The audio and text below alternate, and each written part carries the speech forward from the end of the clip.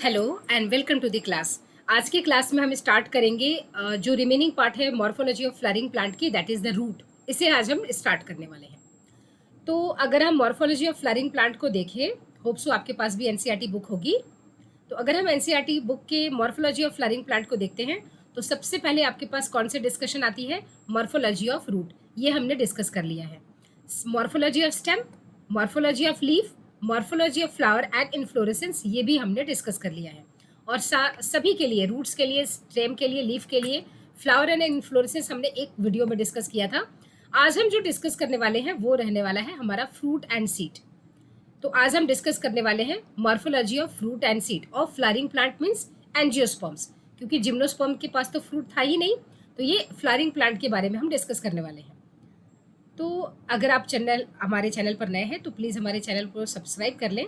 आपकी वजह से ये चैनल बहुत अच्छे से ग्रो कर रही है। Thanks a lot. और अब हम देखते हैं, कोई भी अगर आपको दिक्कत हो तो आप कमेंट सेक्शन में प्लीज़ अपने डाउट्स को पुट कर सकते हैं। चैनल आपको कैसा लगता है, क्लासेस आपको कैसी लगती हैं, इस पर ज़रूर अपने कमेंट रखें। आपके एक एक कमेंट्स हमारे लिए बहुत वैल्यूएबल है। नाउ स्टार्ट करते हैं द फ्रूट वाले पार्ट को, यानी कि द फ्रूट। सबसे पहली चीज़, अगर आप फ्रूट देखें तो एनसीईआरटी फ्रूट के बारे में कहती है कि fruit is a characteristic feature of the flowering plant. क्यों कैरेक्टरिस्टिक फीचर है? क्योंकि प्लांट किंगडम में आपने एल्गी पढ़ा, algae, bryophytes, pteridophyta, gymnosperm, angiosperm. तो आपको ये जिम्नोस्पर्म तक आपको फ्रूट कभी भी नहीं दिखेंगे। फ्रूट्स पहली बार कब दिखे थे आपको? सिर्फ और सिर्फ फ्लावरिंग प्लांट में, यानी कि एंजियोस्पर्म्स में। तो एंजियोस्पर्म्स में ही आपको फ्रूट दिखता है, इसलिए इसका कैरेक्टरिस्टिक फीचर है। अब आखिर ये फ्रूट होता क्या है? इसका डिफिनेशन बहुत इंपॉर्टेंट है, क्वेश्चन आता है। तो सबसे पहली बात, फ्रूट किसका कैरेक्टरिस्टिक फीचर है? एंजियोस्पर्म्स का, यानी कि फ्लावरिंग प्लांट का। इट इज अ मैच्योर और ripened ovary developed after fertilization. देखिए, अगर हम बात करें, एक डायग्राम को डिस्कस करते हैं। आपने देखा होगा, इसे आपने क्या बोला था? पिस्टिल या कार्पेल। ये था स्टिग्मा, ये था स्टाइल, और ये सोलेन पार्ट था ओवरी। ठीक है, ये क्या है? Stigma, style and ovary. ये सोलेन स्ट्रक्चर है, ये है ओवरी। ठीक। अच्छा, अगर हम इस ओवरी को, हम इसका एक टीएस कट करें और हम इसके जूम स्ट्रक्चर को अगर हम देखना चाहें, इस वाले पूरे पार्ट को, तो हमें ये स्ट्रक्चर कैसा दिखने वाला है? आप यहाँ देखेंगे कि ये क्या है? एक ओवरी वॉल है। क्या है? Ovary wall. तो यहाँ ये है ओवरी की वॉल। ठीक है, ये पूरा ओवरी वॉल। यहाँ पर आप देखेंगे एक सॉफ्ट कुशन लाइक स्ट्रक्चर है, इसे आप कहते हैं प्लेसेंटा। प्लेसेंटा। और इससे एक स्टॉक निकला हुआ है। ठीक, और ये है इंटेगुमेंट। ठीक, ये है इंटेगुमेंट। यहाँ पर हम दो इंटेगुमेंट की बात करेंगे। तो ये था प्लेसेंटा, ये है स्टॉक। ठीक है, ये है स्टॉक, और ये इसको आप बोलते हैं हाइलम। अच्छा, ये है चेलेजल एंड, ये है माइक्रोपाइलर एंड, ये है आउटर इंटेगुमेंट। ये इंटेगुमेंट है और ये आउटर है। ये कौन सा है? आउटर। ये है इनर इंटेगुमेंट। ये भी इंटेगुमेंट है, लेकिन ये इनर है, इनर इंटेगुमेंट। ठीक। अब आउटर इंटेगुमेंट जो है वो क्या बनाता है? आउटर इंटेगुमेंट फॉर्म्स टेस्टा, ये बनाएगा टेस्टा। और इनर इंटेगुमेंट फॉर्म्स टेगमेन, ये बनाता है टेगमेन। ठीक। और टेस्टा एंड टेगमेन दोनों एक साथ मिलकर बनाते हैं seed coat. Together they form seed coat. ये टेस्टा एंड टेगमेन दोनों मिलकर क्या बनाते हैं? Seed coat. Seed coat. ठीक है।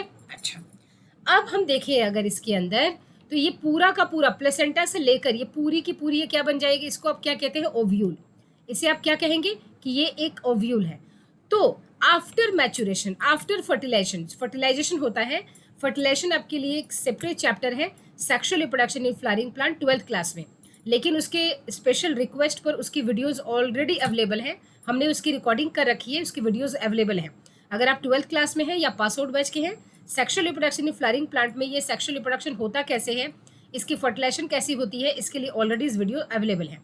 तो अब हम यहाँ बात करते हैं कि इसके केस में जो ओवरी था वो किस में मैच्योर होगा और वो किस में कन्वर्ट होगा, ओवरी कन्वर्ट्स इनटू फ्रूट। ठीक है, यही बाद में चल के फ्रूट बनाएगा। जो ओव्यूल है यही बाद में चल के सीड बना देता है, सीड बना देता है। ठीक है, और ये जो ओवरी वॉल है, ओवरी वॉल बनाता है पेरिकार्प। ये ओवरी वॉल क्या बनाता है बाद में चल के, ovary wall gets converted into fruit wall. Ovary की जगह फ्रूट आ जाएगा तो उसे आप कहेंगे फ्रूट वॉल। ठीक है, फ्रूट वॉल कहेंगे। और आपको एक बात जानकर बहुत हैरानी होगी, यही जो फ्रूट वॉल है इसी को हम कहते हैं, इसी को टेक्निकली हम क्या कहते हैं, पेरिकार्प। इसी को हम कहते हैं पेरिकार्प, पेरिकार्प। और पेरिकार्प में 3 लेयर्स होते हैं। पेरिकार्प में 3 लेयर्स होते हैं, कौन कौन से, इपीकार्प, मेसोकार्प एंड एंडोकार्प। अब डिपेंड करता है फ्रूट के ऊपर कि हम किसका कौन सा पार्ट खाते हैं। जैसे अगर आप बनाना की बात करें तो बनाना में आप उसका इपीकार्प क्या करते हैं, छिलका उतार कर फेंक देते हैं और आप उसका मेसो एंड एंडो एडिबल है। अगर आप मैंगो की बात करें तो आप अगेन उसका छिलका उतार कर फेंक देते हैं और वो जो गुठली के ऊपर जो दिखता है ना आपको, गुठली जो है वो हार्ड स्ट्रक्चर, वो एंडोकार्प है, यानी कि हम मैंगो का मेसोकार्प खाते हैं। ठीक है, अगर आप कोकोनट की बात करें तो कोकोनट में EP and meso, endo, endo वो हार्ड स्ट्रक्चर है जिसको आप नारियल फोड़ते हैं ना, वो एंडो है। मेसो वो हस्क वाला एरिया है जिससे हम नारियल के हस्क से जनरली रस्सियां बनाते हैं, है ना। ईपी कार्प उसके भी ऊपर। तो अगर आप देखें तो ईपी, मेसो, एंडो तीनों एडिबल नहीं होता है, एंडोस्पर्म एडिबल होता है कोकोनट के केस में। तो ये पेरिकार्प अगर कोई बात करे, पेरिकार्प मतलब फ्रूट वाल, और ये 3 लेयर्स में ये डिवाइडेड है, ईपी, मेसो एंड एंडो। अब देखिए आपकी एनसीईआरटी बुक क्या कहती है, If a fruit is formed without fertilization of a ovary, it is called parthenocarpic fruit। देखिए यहाँ पर ना सबसे पहले हम एक काम करते हैं, सबसे पहले आपको फ्रूट का एक फंडा देते हैं कि फ्रूट एक्चुअली हम कहते किसे हैं। ठीक है, ध्यान से समझेंगे इसे। सबसे पहली चीज़, फ्रूट की अगर हम बात करें तो फ्रूट हमने ओवरी यानी कि mature and ripened ovary, ripened यानी कि पका हुआ, है ना, fertilized, ripened fertilized ovary, fertilized ovary. ठीक है, अब इसकी अगर हम बात करें तो ये फ्रूट अगर हम देखें तो ट्रू फ्रूट भी होते हैं, ट्रू फ्रूट भी होंगे। ठीक है, एक फॉल्स फ्रूट होता है, फॉल्स फ्रूट, और एक होता है पार्थिनोकार्पिक फ्रूट, पार्थिनोकार्पिक फ्रूट। अब ये तीनों में क्या डिफरेंस है, फ्रूट के तीनों में क्या डिफरेंस है, अगर हम ट्रू फ्रूट को देखें, फॉल्स फ्रूट को देखें या पार्थिनोकार्पिक फ्रूट को देखें तो तीनों में क्या डिफरेंस है। सबसे पहला डिफरेंस देखिए, ट्रू फ्रूट, आप एक ट्रू फ्रूट उसे कहेंगे जो ओवरी से बना हो, जो किससे बना हो, ओवरी से, और ओवरी क्या हो, फर्टिलाइज्ड हो, फर्टिलाइज्ड हो। ठीक है, फर्टिलाइज्ड ओवरी। ठीक, और इसमें जो हम खाते हैं वो फ्रूट वॉल को यानी कि ओवरी वॉल को हम खाते हैं, या एंडोस्पर्म हो, कहने का मतलब ओवरी हो और वो फर्टिलाइज्ड हो। ठीक, और वो एडिबल हो जिसे हम खा रहे हैं, ये हो गया ट्रू फ्रूट। यानी कि fruit formed after fertilization, fruit formed after fertilization, after fertilization of ovary. ठीक है, ऐसा फ्रूट, और इसमें फर्टिलाइजेशन भी हो और जो हम एडिबल पार्ट करते हैं वो हम ओवरी का ही एडिबल पार्ट करते हैं। ठीक है, ओवरी हो, एंडोस्पर्म हो। क्योंकि अगर हम फॉल्स फ्रूट को देखें तो फॉल्स फ्रूट का सबसे पहला बेस्ट एग्जाम्पल आप लिख लें, एग्जाम्पल ही है इसमें apple and pear. Suppose apple है, पियर है, स्ट्रॉबेरी है, एप्पल, पियर, है ना, सपोज 2 एग्जाम्पल ले लिया। अब ये जो 2 एग्जाम्पल, इनको फॉल्स क्यों बोला, इनको फॉल्स इसलिए बोला, क्या इसमें फर्टिलाइजेशन नहीं होता, तो बात ये है कि इसमें फर्टिलाइजेशन होता है, इसमें फर्टिलाइजेशन प्रेजेंट है, यानी कि फर्टिलाइजेशन भी होता है।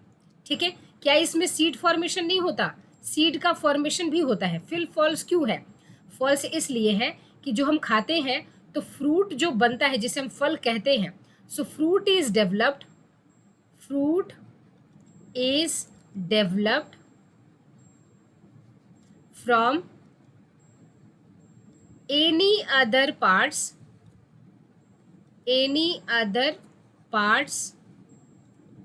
अदर देन ओवरी, यानी कि अदर देन ओवरी, ओवरी को छोड़कर कोई और फ्लावर का पार्ट है ना वो फ्लेसी हो जाए, जूसी हो जाए। जैसे कि जनरली ये अदर देन ओवरी का कौन सा पार्ट होता है? जनरली इट इज थैलेमस या रिसेप्टेकल। यानी कि जो आप एप्पल खाते हैं, है ना, या पियर की बात कर ले तो जो आप एप्पल खाते हैं, अगर देखिए अगर एप्पल को अगर आप कट करेंगे तो इस तरह का कुछ स्ट्रक्चर आपको देखने को मिलता है, ठीक है। और यहाँ पर आपको देखेंगे कि यहाँ पर इसके सीड्स लगे हुए हैं, है ना। इस वाले पार्ट को आप थ्रो करके फेंक देते हैं। ये जो पार्ट है एक्चुअली यही पार्ट उसका ओवरी था और इसी के अंदर ओव्यूल था, जो कि बाद में चल के आपने देखा होगा एप्पल में सीड भी बनता है। तो ओव्यूल की वजह से इसमें सीड भी है, फर्टिलाइजेशन भी होती है। लेकिन इस ओवरी पार्ट को हम फेंक देते हैं। ये जो पार्ट जो एडिबल है, जो एडिबल पार्ट है एक्चुअली वो कौन सा पार्ट है? वो थैलेमस है, जिसे आप रिसेप्टेकल कहते हैं, थैलेमस, या इसे आप रिसेप्टेकल कहते हैं। तो ये तो ओवरी नहीं है ना जो उसने फ्रूट का कंट्रीब्यूशन दिया है, रिसेप्टेकल, ठीक है। तो अदर देन ओवरी है, इसलिए ये पियर हो गया यानी नाशपाती हो गया, एप्पल हो गया, ये क्या है? फॉल्स फ्रूट की कैटेगरी में आते हैं। अब बात करते हैं पार्थिनोकार्पिक फ्रूट की। पार्थिनोकार्पिक फ्रूट क्या है? पार्थिनोकार्पिक जो फ्रूट है इसमें सबसे पहला चीज़ कि फर्टिलाइजेशन होगा ही नहीं। फर्टिलाइजेशन नाम का कोई भी प्रोसेस नहीं होगा, फर्टिलाइजेशन इसमें एब्सेंट होगा, ठीक। अब फर्टिलाइजेशन एब्सेंट होगा, इसकी वजह से इसमें सीड का भी फॉर्मेशन नहीं होगा। और ऐसे फ्रूट को हम बोलते हैं सीडलेस फ्रूट, ठीक है। यानी कि fruit is formed without fertilization of egg, ठीक है। फ्रूट इसमें जो फॉर्म होगा वो एग के बिना फर्टिलाइजेशन की वजह से बनेगा, ठीक। अब बात करते हैं इसके एग्जाम्पल्स की कि क्या क्या होगा इसमें एग्जाम्पल। सबसे पहला चीज़ कि एक आप याद रखें, पार्थिनोकार्पिक है ना जो है वो इंड्यूस भी करवाया जाता है आर्टिफिशियली अगर हमें सीडलेस फ्रूट चाहिए। सपोज आज के डेट में आप मार्केट में जाकर देखें तो आपको जो वाटरमेलन है वो आपको क्या मिलेगा? सीडलेस मिलेगा। बट ऐसा नहीं कि सीडलेस ही होता है, वो हम इंड्यूस करवाते हैं, ठीक है। तो हमें सीडलेस फ्रूट लेने के लिए तो आप नेचुरली भी हो सकता है पार्थिनोकार्पिक, और हम इंड्यूस करवाते भी हैं पार्थिनोकार्पिक कैन भी। तो यहाँ पर अगर आप देखें तो बनाना आपको देखते हैं, बनाना। अगर आप देखिए ग्रेप्स, बहुत सारे मार्केट में आपको ग्रेप्स जितने भी मिलते हैं, तो ऐसा नहीं कि ग्रेप्स में सीड नहीं होता, सीड होता है, लेकिन अगर पार्थिनोकार्पिक है तो सीड नहीं होगा। तो जैसे एग्जाम्पल ले लिया, 2 एग्जाम्पल, ठीक है। तो एक नोट करके लिख लें कि parthenocarpic can be natural, can be induced. It can be यानी कि parthenocarpic can be natural, naturally भी होते हैं, and it can be induced, हम इंड्यूस्ड भी करवा सकते हैं, कैन बी इंड्यूस्ड अगर हमें पार्थिनोकार्पिक फ्रूट करवाना हो तो, यानी कि सीडलेस फ्रूट करवाना हो, ठीक है। चलिए, तो ये रहा आपके पास true fruit, false fruit and parthenocarpic fruit. अगर आप ये देखें तो यहाँ पर क्या हुआ है? Generally the fruit consist of a wall, और इसी वॉल को हमने क्या बोला था? फ्रूट वॉल, ठीक है। ये देखिए जो फ्रूट वॉल है एक्चुअली जो ओवरी वॉल है आपने बोला था ओवरी वॉल, इसी को आगे चल के आपने क्या बोला? Fruit wall. फ्रूट की वो जहाँ ओवरी रहेगा वो आफ्टर फर्टिलाइजेशन क्या हो जाएगा? फ्रूट। तो वॉल क्या है? Fruit wall. इसी फ्रूट वॉल को टेक्निकली आपने क्या बोला था? Pericarp, pericarp. अब इस पेरिकार्प में कितने लेयर्स मिलेंगे? 3 लेयर्स मिलेंगे, ठीक है। कौन कौन से मिलेंगे 3 लेयर्स? एक मिलेगा आपको ईपीकार्प, सेकेंड मिलेगा आपको मेसोकार्प, एंड थर्ड मिलेगा एंडोकार्प। अब तीनों के ऊपर, फ्रूट के ऊपर डिपेंड करता है कि किसका कौन सा पार्ट एडिबल है। जैसे आपके पास यहाँ बुक पे लिखा हुआ है, यहाँ अगर आप देखें तो पेरिकार्प है ना, ये सीड है, और ये आप देखें कि ये सीड है, ये पहले क्या था? यही ओव्यूल था, ovule gets converted into seed. और ये जो पूरी की पूरी यहाँ से लेकर ये ओवरी है ना, तो ये पूरी की पूरी सीड के ऊपर आपने अगर देखा, ये पतली वाली लेयर तो सीड कोट है, इसकी बात नहीं कर रहे ये। तो यहाँ पर अगर आप देखें तो ये बाहर का छिलका, ये एक्सोकार्प कहें, एक्सोकार्प कहें या ईपीकार्प कहें, बात सेम है, ठीक है, दोनों मीनिंग सेम है। बीच का जो पल्पी यहाँ दिख रहा है ये एक एवोकाडो का है, मेसोकार्प, ठीक है। एंडोकार्प ये बीच का, ये जो दिख रहा है ये हार्ड वाला, इसको आप बोलते हो एंडोकार्प। तो इसको आपने बोला कि पेरिकार्प, इन तीनों को मिलाकर हमने क्या बोला? पेरिकार्प, मतलब कि फ्रूट वॉल यानी कि ओवरी वॉल। अब देखिए, अब जैसे कि बात करते हैं द पेरिकार्प में भी ड्राई और फ्लेशी है, तो डिपेंड करता है फ्रूट के ऊपर कि पेरिकार्प ये ड्राई भी हो सकता है, फ्लेशी भी हो सकता है। When pericarp is thick and fleshy, it is differentiated into the outer epicarp, mesocarp and the endocarp. ठीक है, जब ये फ्लेशी होता है तो ईपी मेजो एंडो में डिफरेंशिएटेड होता है।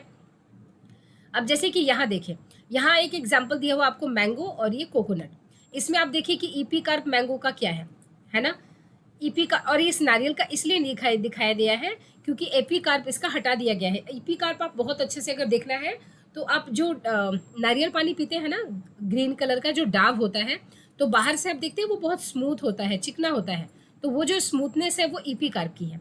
ठीक है, इसके नीचे आपको हस्क वाला पार्ट मिलेगा, वो है मेजोकार्प। ठीक, उसके बाद आ जाता है आपका एंडोकार्प, फिर सीड आ जाएगा। ठीक, तो यहाँ पर अगर आप देखें तो ये एंडोकार्प है, कोकोनट एंड आपकी उसमें मैंगो में, दोनों में एंडोकार्प को हम बोलते हैं कि इट इज़ वेरी हार्ड। और ये क्या है, स्टोनी एंडोकार्प। ठीक है, स्टोनी एंडोकार्प। स्टोनी एंडोकार्प के लिए एक अलग सा टर्म दिया हुआ है जिसको हम बोलते हैं ड्रूप। ठीक है, ऐसे फ्रूट को हम बोलते हैं ड्रूप। तो मैंगो एंड कोकोनट क्या है, ड्रूप।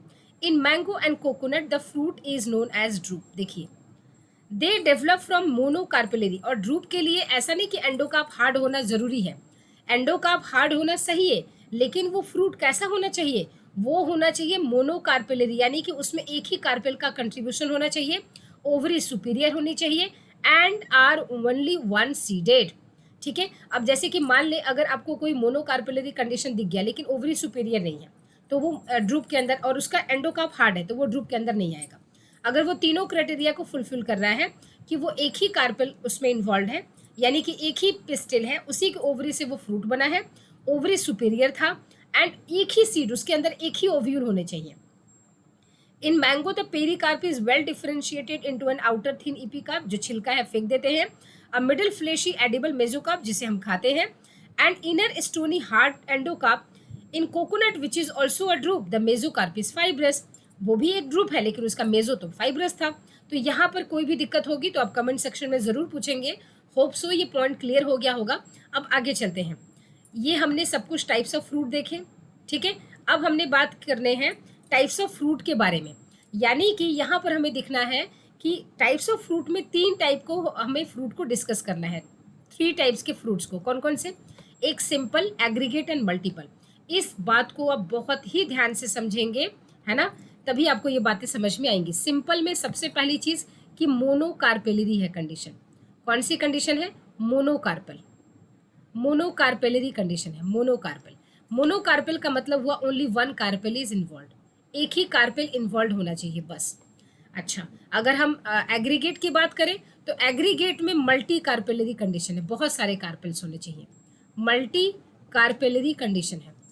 और क्या ये बहुत सारे कार्पेल हैं, है ना, मेनी कार्पेल्स हैं, तो क्या ये फ्री है या फ्यूज्ड है, तो ये मेनी कार्पेल्स जो हैं ये एपोकार्पस होना चाहिए, बहुत इंपॉर्टेंट है, एपोकार्पस होना चाहिए। एपोकार्पस का होना मतलब कि सारे के सारे ये जो कार्पेल्स हैं ये क्या होने चाहिए, ये फ्री होने चाहिए, फ्री कार्पेल्स होने चाहिए। तो बहुत सारे कार्पेल हो और सारे कार्पेल फ्री हो तो एग्रीगेट।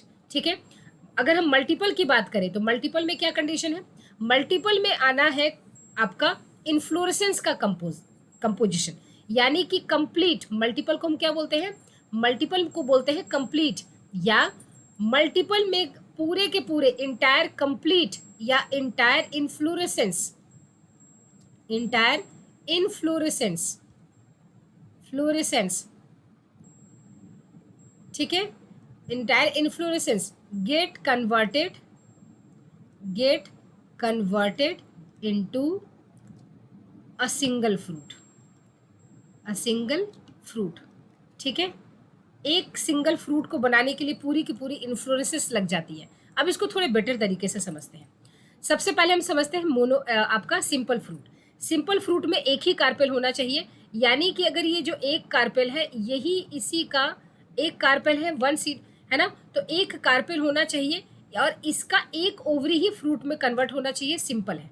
ठीक है, तो इसका एग्जाम्पल जैसे कि दिया हुआ है इसमें आपको, ये देखिए, अब जैसे आप मटर कहेंगे तो मटर में आप देख रहे हैं तो मटर की ये जो बीज जो हम खाते हैं एक्चुअली वो सीड है, जो सीड एडिबल है, बट इसका एक ही ये एक ओवरी है, ये एक ही कार्पेल से बना हुआ है, लेकिन ये क्या है, इसमें बहुत सारे सीड्स हैं, है ना, तो ये है। अब देखिए एक ही ओवरी से बना हुआ है तो अगेन ये भी सिंपल फ्रूट में आएगा।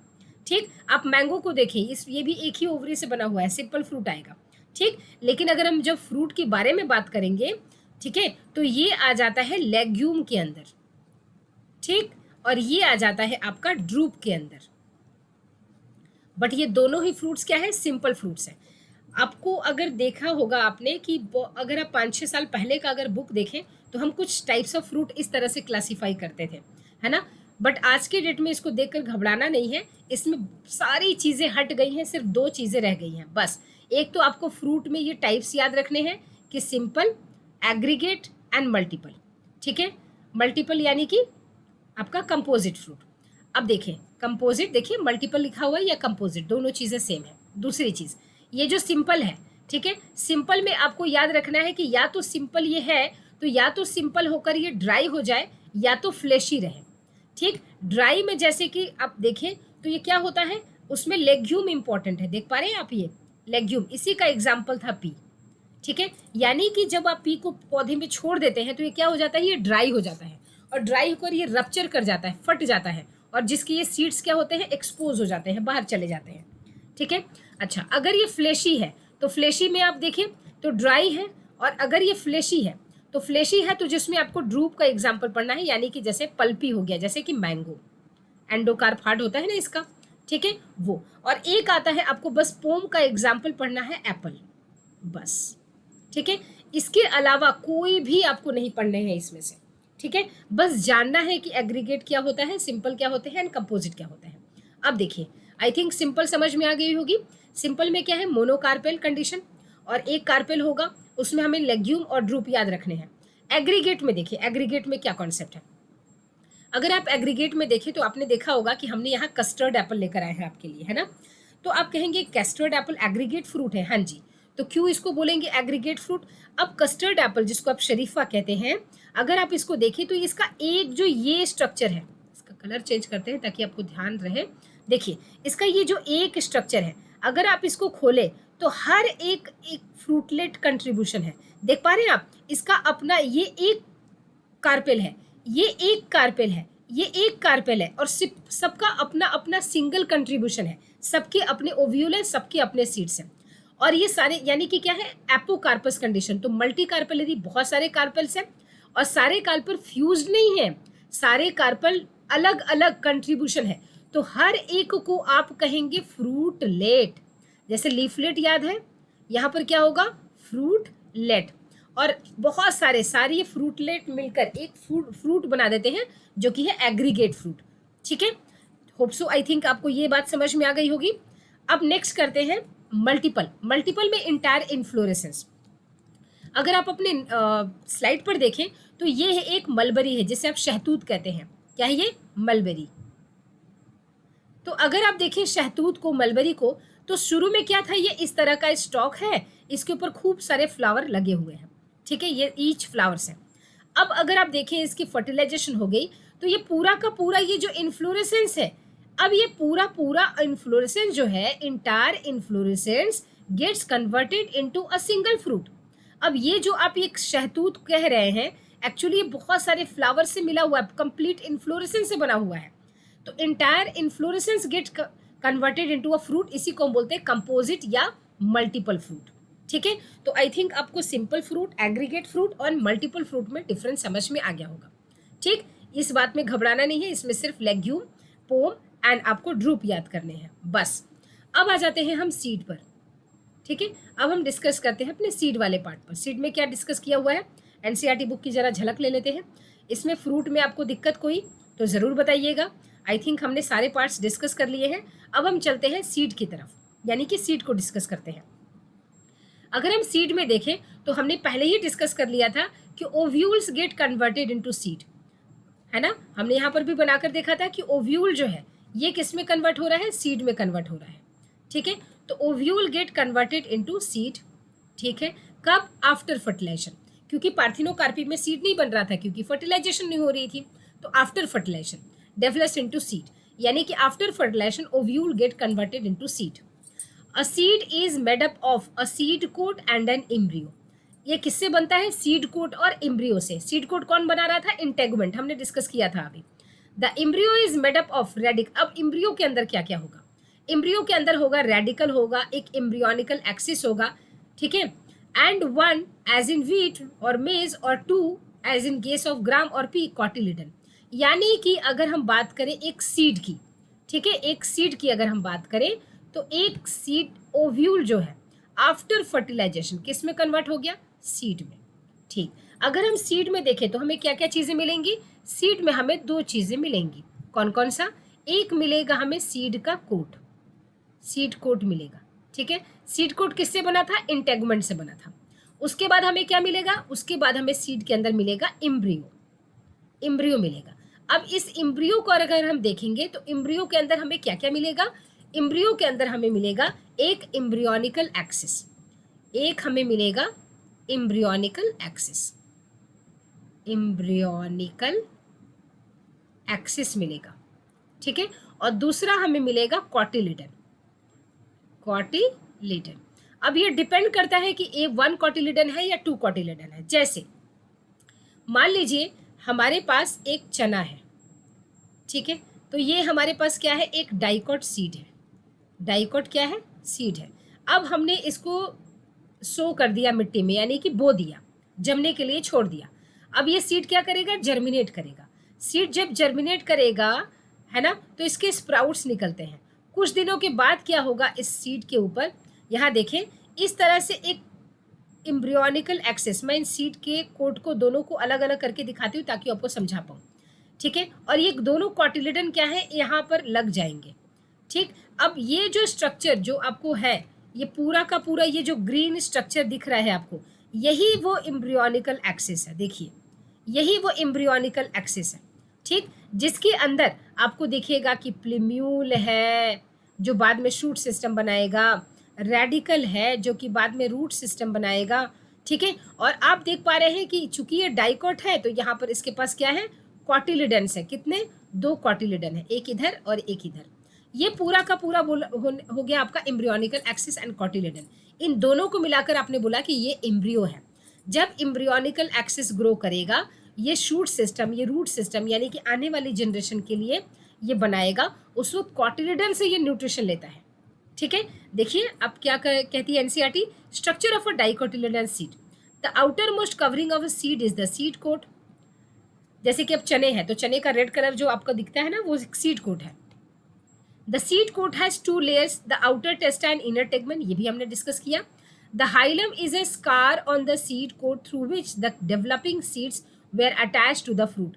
हाइलम आपको याद है, अगर आप चने को ये सामने से देखें, यहाँ पर आपको छोटी सी होल जैसी, छेद जैसी स्ट्रक्चर नजर आती है, तो ये जो सबसे अगला हिस्सा यहाँ पर नजर आता है, ये माइक्रोपाइल है, और इसके ठीक पीछे का हाइलम, ठीक है, हाइलम याद है, यहीं से वो अटैच था, ये उसका निशान रह गया है। Hilum is the scar on the seed coat through which the developing seed were attach to the fruit, इसी के थ्रू वो अटैच था फ्रूट के साथ, अगर आपको याद हो तो।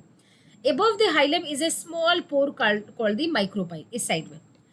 Within the seed coat is the embryo, और seed coat के अंदर अब क्या मिलेगा आपको, embryo मिलेगा, ठीक है। देख पा रहे हैं ये छोटा सा embryo, ये यही वो आने वाली प्लांट को बनाने वाला है, विशालकाय जो पेड़ बनेगा अगर, तो वो इसी से बनेगा। It consisting of an embryonical axis and two cotyledon, अगर ये डाइकोट है तो।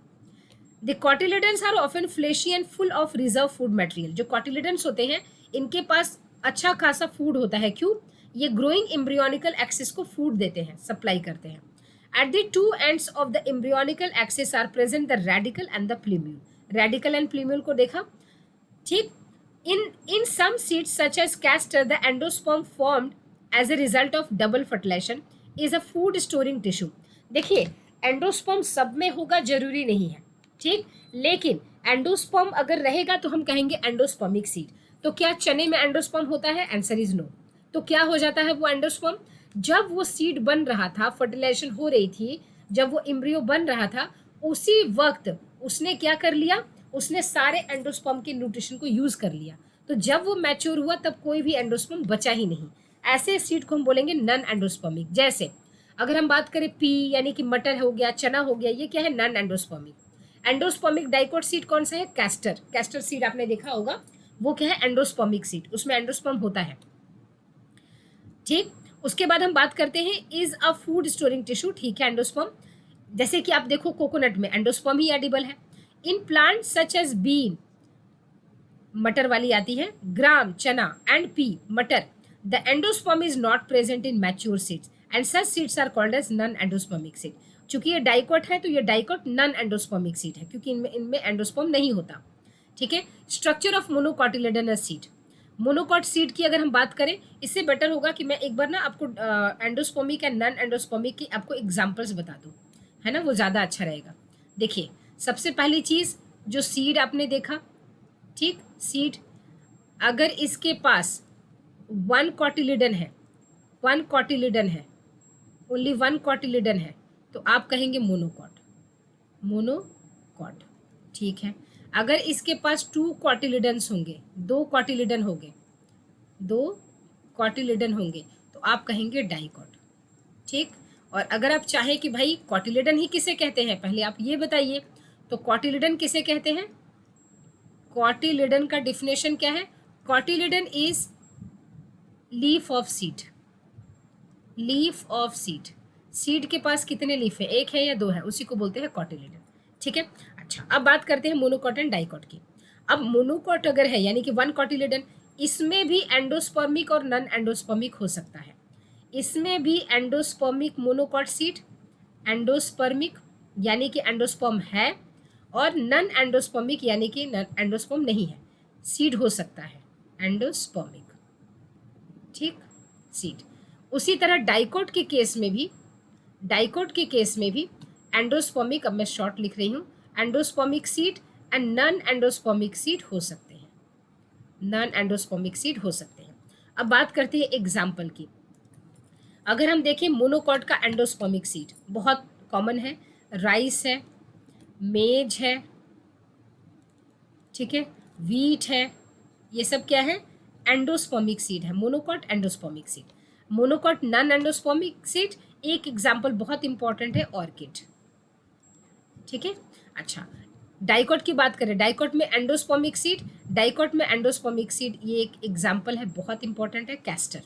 नॉन एंडोस्पर्मिक सीड बहुत सारे हैं, पी है, ग्राम है, पल्सेस है, ठीक है, बीन्स है, ये सब क्या है? Non endospermic seed. इसको आप याद रखेंगे, इसमें खास करके ये नॉन एंडोस्पर्मिक आपका मोनोकॉट का और एंडोस्पर्मिक डाइकोट का बहुत इंपॉर्टेंट है। ठीक है। चलते हैं अब अपने एनसीईआरटी बुक पर, देखते हैं क्या कहती है एनसीईआरटी। अब मोनोकॉट की बात कर रही है, क्योंकि डाइकोट हमने समझ लिया है। मोनोकॉट में आते हैं अगर हम, यानी कि single cotyledon. So generally monocotyledon seeds are endospermic, but some as in orchid, देख पा रहे हैं आप, ये एग्जाम्पल दिया हुआ है, ऑर्किड्स आर नॉन एंडोस्पर्मिक, हमने आपको एग्जाम्पल भी दिया है ना, orchids is non endospermic monocot seed. In the seeds of cereals such as maize, the seed coat is membranous and generally fused with the fruit wall. The endosperm is bulky and stores food. The outer covering of endosperm separates the embryo by a proteinaceous layer called alluron layer. The embryo is small and situated in groove at one end. घबराए नहीं, मैं पढ़ रही हूँ इसे, इसको समझाएंगे भी। ठीक है। The consist of one large and shield-shaped cotyledon known as scutellum. इसको पूरा पढ़ लेंगे तभी तो समझ में आएगा कि कौन कौन सा वर्ड हमने डिस्कस किया है। ये देखिए, आपके पास मोनोकॉट है, आप हड़बड़ा जाते हैं एनसीईआरटी देखकर। एनसीईआरटी में ये डिस्कस की हुई है और बहुत ईजी है। ये आपके पास है मोनोकॉट सीड का एक स्ट्रक्चर, और यहाँ पर जो आपको दिखाया गया है वो एग्जाम्पल है मेज का। ठीक है। तो मेज के केस में अगर हम देखें तो ये देखिए, ये एक सेपरेशन लाइन बन गई ना, और इसके अंदर क्या है? ये है एंडोस्पर्म। अगर हम मेज के केस में देखें तो इसके पास दो तरह के एंडोस्पर्म मिलते हैं। एक मिलता है आउटर एंडोस्पर्म, आउटर है, आउटर जो होगा इसको आप कहते हैं एल्यूरोन, एल्यूरोन। ठीक है। और ये प्रोटीनेशियस इन नेचर होता है, प्रोटीनेशियस इन नेचर होता है, प्रोटीनेशियस एंडोस्पर्म है। ठीक, एंडोस्पर्म है। ठीक है। अच्छा, एक बात करते हैं इनर, ये जो इनर वाला है, इनर, ये है स्टार्ची एंडोस्पर्म, ये स्टार्ची एंडोस्पर्म है, स्टार्ची एंडोस्पर्म है। आपको याद है कॉर्न स्टार्च, कॉर्न स्टार्च वो एंडोस्पर्म ही है। ठीक है।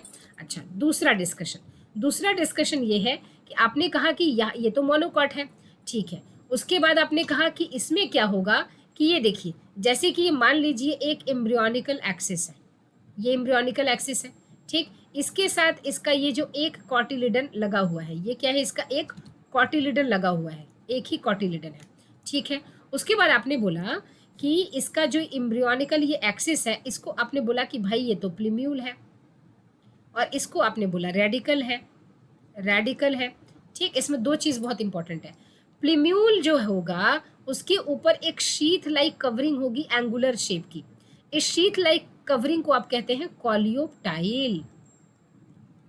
ठीक है, ये डाइकोट में नहीं होता। और रेडिकल के ऊपर एक शीथ लाइक कवरिंग होगी, इसे आप कहेंगे कॉलियोराइजा, कॉलियोराइजा। ठीक है, शीथ लाइक कवरिंग। अब आप देखिए डायग्राम में, अब आपको समझ में आ जाएगा। रेडिकल है, रेडिकल यहाँ तक है, रेडिकल के ऊपर ये कवरिंग है एंगुलर, इसको आपने बोला कॉलियोराइजा। ये आपका प्लीम्यूल है, ये प्लीम्यूल के ऊपर आपने क्या बोला, ये कॉलियोप्टाइल है।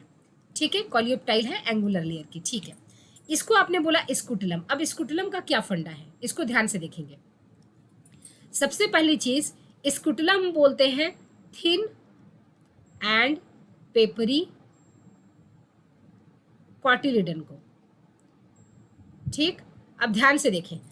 अब अगर हम बात करें यहाँ पर, ठीक है, तो हमारे पास एक एम्ब्रियोनिकल एक्सिस है। ठीक है, ये क्या है, एम्ब्रियोनिकल एक्सिस। ये है एम्ब्रियोनिकल एक्सिस, यानी कि सारा का सारा जो प्लांट का पार्ट बनने वाला है वो इसी से बनने वाला है, रूट सिस्टम, शूट सिस्टम, सब कुछ। अब इस एम्ब्रियोनिकल जो एक्सिस है, इसको चाहिए न्यूट्रिशन। इसको क्या चाहिए, न्यूट्रिशन चाहिए। अब ये जो इसका कॉटिलिडन है, जनरली इसको कॉटिलिडन न्यूट्रिशन दे देना चाहिए, क्योंकि डाइकोट में तो कॉटिलिडन ही न्यूट्रिशन देता है। देखिए आप डायग्राम में, आपके पास यहाँ डायग्राम है, रुकिए आपको ये डायग्राम दिखाते हैं, इस जगह पे देखिए, है ना। अब यहाँ पर अगर आप देखें तो यहाँ पर आप कह सकते हैं कि भाई यहाँ पर तो ये जो एम्ब्रियोनिकल एक्सिस है, इस एम्ब्रियोनिकल एक्सिस को कॉटिलिडन फूड दे रहा है, कॉटिलिडन से इसको फूड मिल रहा है। तो यही फूड यहाँ पर क्यों नहीं मिल रहा है, इसलिए क्योंकि इस केस में जो कॉटिलिडन है ये माल न्यूट्रिशन का शिकार है, बेचारा कुपोषण का शिकार है, इसके पास न्यूट्रिशन है ही नहीं। क्यों, क्योंकि cotyledon is thin and peppery. जो कॉटिलिडन है वो खुद ही बहुत पतला है और पेपरी है, पेपर की तरह है। Cotyledon is thin and peppery. ऐसे कॉटिलिडन को जो कि थिन एंड पेपरी होता है, इसको हम बोलते हैं स्कुटुलम। स्कुटुलम देख रहे हो, स्कुटुलम। तो thin and papery cotyledon is called as scutellum. अब बात आती है कि फिर हम इसको कभी कभी कॉटिलिडन क्यों कहते हैं, फिर मोनोकॉट सीड क्यों कह रहे हैं, वन कॉटिलिडन क्यों कह रहे हैं, क्योंकि देखिए अब आपको कहानी में थोड़ी सी ट्विस्ट मिलेगी। वो ये है कि ये जो है, अगर आप देखें तो भाई यहाँ से ये एंडोस्पर्म ले रहा है, तो एंडोस्पर्म से ये न्यूट्रिशन को लेता है और एंडोस्पर्म से न्यूट्रिशन लेके ये ग्रोइंग एम्ब्रियो को पहुंचा देता है। अब आप ये मान लीजिए कि जैसे कि मान लीजिए ग्रैंडफादर है, कौन है, ग्रैंडफादर, उसके बाद आ गए आपके फादर, उसके बाद आ गए अब आप, है ना। यहाँ पर आप क्या है, चलो आप सन हो। चलो अब मेनली जनरली होना क्या चाहिए था कि आपको फादर से अपना न्यूट्रिशन मिलना चाहिए था, यानी कि फादर आपको जो भी चीज़ें चाहिए वो दे, लेकिन फादर के पास कुछ भी नहीं है। ठीक है, तो यहाँ पर जो कॉटिलिडन है वो क्या है, खुद ही थिन पेपरी है, खुद ही कुपोषण का शिकार है, तो वो क्या देगा। लेकिन ये फादर क्या करते हैं, फादर ऐसे ही नहीं छोड़ देते, फादर क्या करते हैं, फादर अपने फादर से ले लेते हैं न्यूट्रिशन। ठीक है, यानी कि एंडोस्पर्म से लेते हैं। अब एंडोस्पर्म से लेकर ये जो कॉटिलिडन है उसके बाद ये पहुंचा देता है सन तक। तो अगर हम इस नज़रिए से देखें तो आखिर इस सन तक डायरेक्टली जो न्यूट्रिशन आया है, ठीक है, वो फादर ही तो दे रहे हैं। अब फादर किसी से लेकर दे रहे हैं वो अलग कहानी है, बट दे तो रहे हैं फादर ही, है ना। और उसका टेंशन इस सन को तो नहीं करना कि उसको वापस करना है।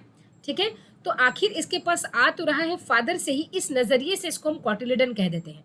लेकिन अगर हम देखें इसकी सच्चाई तो ये खुद एक थिन एंड पेपरी है, और थिन पेपरी कॉटिलिडन को हम कहते हैं स्कुटुलम, इसलिए स्कुटुलम वर्ड हम यहाँ यूज़ करते हैं। तो आई थिंक दोनों बात आपको समझ में आ गई होगी। अब हम बात करते हैं यहाँ एक डिस्कशन करते हैं, मोनोकॉट एंड डाइकोट को जरा सा रिलेट करते हैं। ठीक है, तो मोनोकॉट एंड डाइकोट में देखें तो यहाँ पर डाइकोट यानी कि 2 कॉटिलिडन आपको मिलेंगे, 2 लीव्स ऑफ सीड मिलेंगे, देख रहे हैं, 1 और 2। मोनोकॉट में आपको कितने कॉटिलिडन मिलेंगे, ओनली 1 कॉटिलिडन मिलेगा। ठीक है, अच्छा, उसके बाद आप अगर देखें तो यहाँ पर इपिकोटाइल, हाइपोकोटाइल ये सब में होगा, लेकिन प्लीम्यूल, रेडिकल सब में होगा, लेकिन कॉलियोप्टाइल, कॉलियोराइजा सिर्फ आप देखेंगे कि मोनोकॉट में होगा। ठीक है, आपने देखा था कॉलियोप्टाइल, कॉलियोराइजा, है ना। कॉलियोप्टाइल प्लीम्यूल के ऊपर एक शीट लाइक कवरिंग है एंगुलर शेप की। कॉलियोराइजा देखिए याद करने में आसानी हो जाएगी, आर दोनों में है। ठीक है। तो यहाँ रेडिकल में क्या है, कोलियोराइजा, रेडिकल कोलियोराइजा, ठीक है। तो ये एक शीतलाई कवरी है, ये रूट सिस्टम को बनाने में हेल्प करेगा। अब चलते हैं एनसीईआरटी में ये क्या डिस्कस करती है। एनसीईआरटी में भी सीड में आपको डाइकॉट सीड, ठीक है, ये सारे पॉइंट हमने डिस्कस किए हैं, यही सेम स्ट्रक्चर डिस्कस किया है। उसके बाद हमने मोनोकॉट सीड डिस्कस किया है और ये डायग्राम हमने डिस्कस किया है। तो होप सो आपको चीज़ें समझ में आ गई होंगी। नेक्स्ट क्लास जो होगा वो होगा हमारा फैमिलीज़ को लेकर। फैमिलीज जो एनसीईआरटी डिस्कस करती है, Fabaceae family, Solanaceae family and Liliaceae family. Fabaceae, Solanaceae and एक आपके पास आएगा लिलिएसी करके। उसके बाद आपका चैप्टर हो जाएगा डन। तो जो नेक्स्ट वीडियो आएगी उसमें हम आपकी जो फैमिलीज़ हैं, Solanaceae, Liliaceae and Fabaceae, in families को डिस्कस करेंगे, ठीक है। तो कैसी लगती है हमारी आपकी क्लासेस, ज़रूर बताइएगा। होप सो मिलते हैं अपने नेक्स्ट क्लास में। नेक्स्ट क्लास में हम डिस्कस करेंगे फैमिलीज़ को, ठीक है। चलिए तब तक take care and bye bye.